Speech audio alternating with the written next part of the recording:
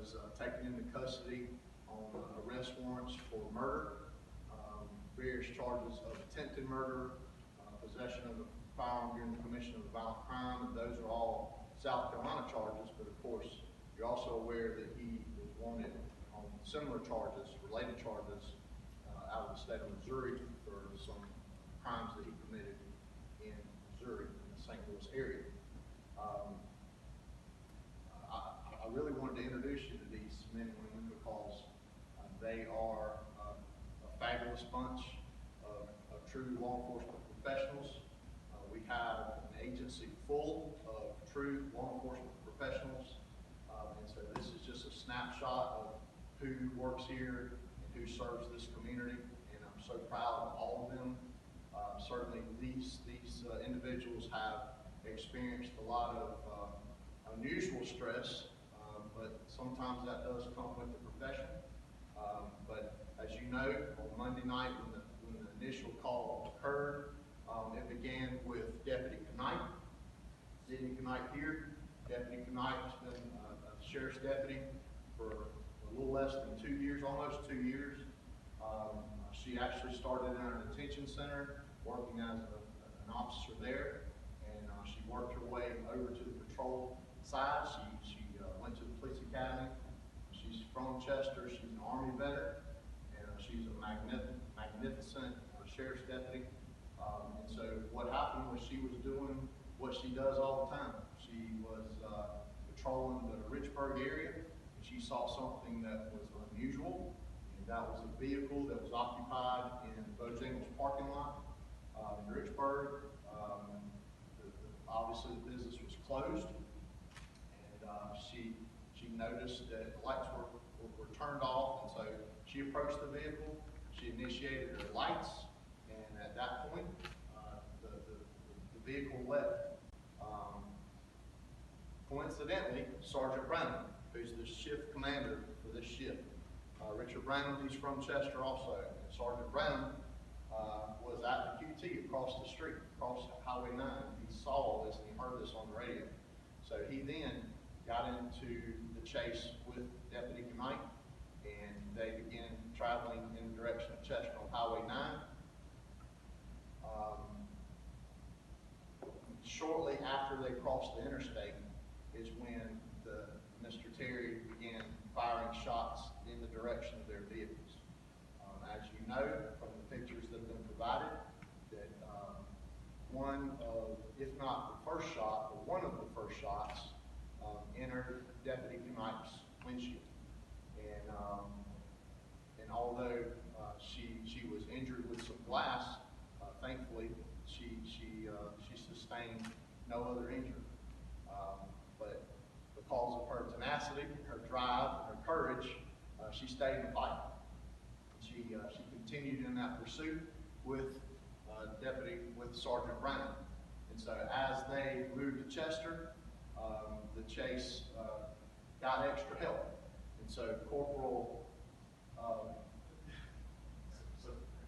it's on his name tag, Corporal Brown,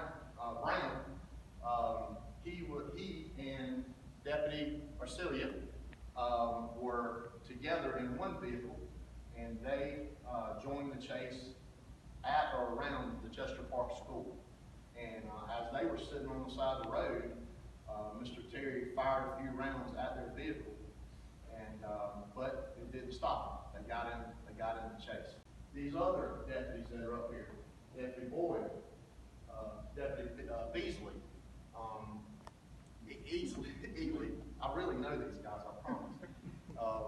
Deputy Ely, all these deputies then joined into the chase, and they pursued them all the way into the city of Chester, and then found their way going up Highway 72 in the direction of York County. All along the way, they're receiving gunfire.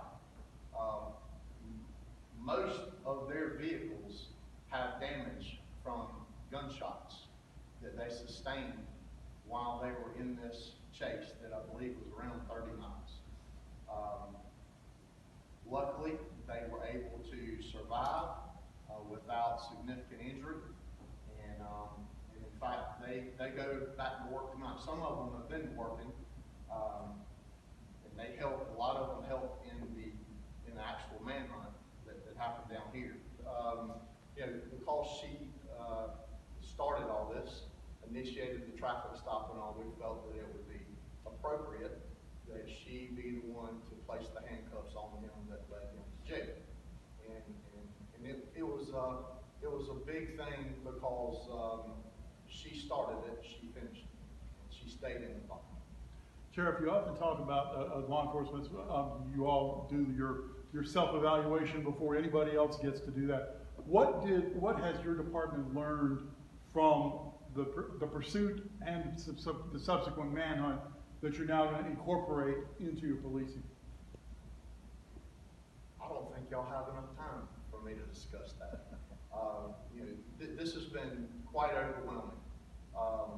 This was a massive search, and there's no way we as an agency could have sustained that for so long by ourselves with no help.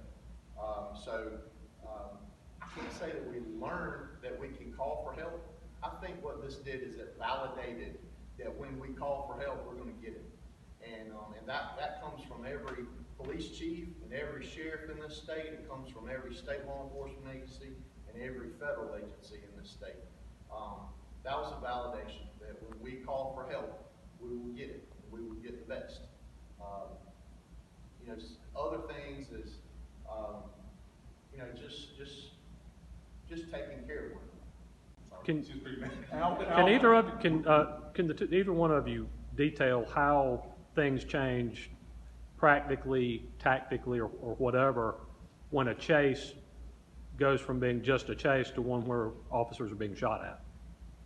Well, there are some things that you have to consider. What type of weapon is used? You have to give yourself that type of space. If it's a long rifle, then you need to give yourself some more space. Sergeant Branham was controlling the ship. He was controlling the chase. He made decisions as to what his people were supposed to do, and they just followed it. They did what they were supposed to do. And just remember now, this guy is a serial killer, and he won't hurt anybody else. And that's because of this ship and the thing that they did and the danger they put themselves into. Because you saw that hole in that car, that could have been the end of City Night. But because she stayed in the fight, Branham stayed in the fight, the rest of these guys stayed in the fight, he's in jail. He's exactly where he's supposed to be. They need to know this one thing is that the men and women that were assigned to this operation were as deliberate and intentional and careful as they possibly could be in every step they made, because it was our intention from the get-go to make sure Mr. Terry was taken into custody alive. That's what we went into this from day one. And I know it was frustrating to have the road blocked off, and I know it was frustrating not understanding if the kids were safe at Louisville. I know there was all kinds of frustration, but instead of going in there like a bull in a china shop, we were extremely careful. And we did it because, first of all, we had to make sure these officers were safe. And number two, we were just as committed to make sure that he was safe. And I'm glad it all worked out